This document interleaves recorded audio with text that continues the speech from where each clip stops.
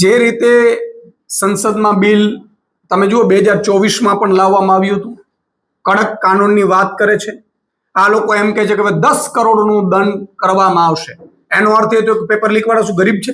એટલે 10 લાખમાંથી 10 કરોડ આવશે એટલે પેપર લીક નહીં કરે. પેપર લીક થઈ કેમ રહ્યા છે?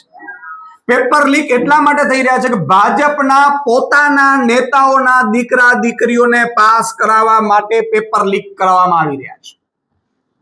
જો એવું ન હોય તો આમાં કેમ સજા નથી થતી ભાઈ?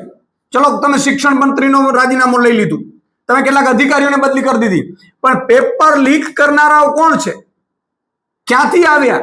એને શું કડક સજા થઈ?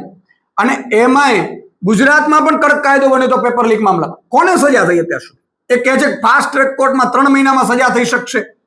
તો 3 મહિનામાં તમે નાની નાની મછલીઓ પૂરીને બંધ કરી દેશો કે આ 5 લોકો છે, સિક્યુરિટી વાળો, આ ચેકિંગ વાળો, સુપરવાઇઝર, આ બધા પેપર લીક માટે જવાબદાર છે, એમ કરીને અંદર નાખી દેશો. આ કાયદાઓથી નહીં, સાફ નિયત જોઈએ અને ભ્રષ્ટાચાર વિરોધી તમારી નીતિ હોવી જોઈએ.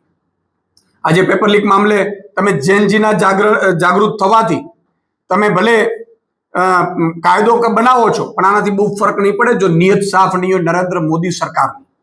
અને નરેન્દ્ર મોદીએ જે અત્યારે પગલું ભરવા જઈ રહી છે બહુ દુઃખદ છે.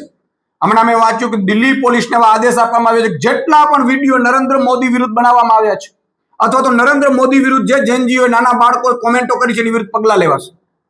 તો તમારા મને હિટલર સાહેબમાં ફરક શું રહ્યું?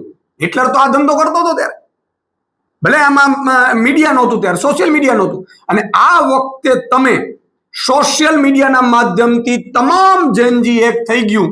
અને કઈ રીતે આંદોલન થયું? તો કે જજના દીકરાઓ આંદોલનમાં હતા, નેતાઓના દીકરાઓ આંદોલનમાં હતા, ભાજપના નેતાઓના મંત્રીઓના દીકરાઓ આંદોલનમાં હતા. જેનજીઓ તર્કથી ચાલે છે. આ યુવાનો કોઈ માત્ર ટીવીમાં આવેલા સમાચારોથી નથી ચાલતા. આ જેનજી પોતે તર્ક વિતર્કથી ચાલે છે.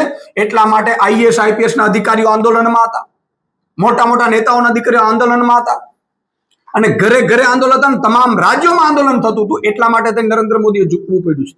એને શોખ નથી થયું રાજીનામું લેવાનું. અને રાજીનામા લેવાથી પણ એને એટલી ખબર હતી કે જો 5 દિવસ હજુ વધારે આંદોલન ચાલ્યું તો નરેન્દ્ર મોદીએ પોતે રાજીનામું આપવું પડત. એટલા માટે તેને રાજીનામું લીધું. પણ હજી જો એ પગલા લેવાની વાત કરશે, જે યુવાનોએ વિડીયો બનાવ્યા છે એમની વિરુદ્ધમાં હોય કે એને સલાહ ના હોય, અને જો પગલા લેશે તો ફરીથી આ જેનજી, આ બાળકો, આ ભારતના નવયુવાનો નરેન્દ્ર મોદી સરકારની સામે ફરીથી પડશે અને માફ નહીં કરે. આગામી ચૂંટણીઓમાં એમના સુપડા સાફ કરી નાખશે.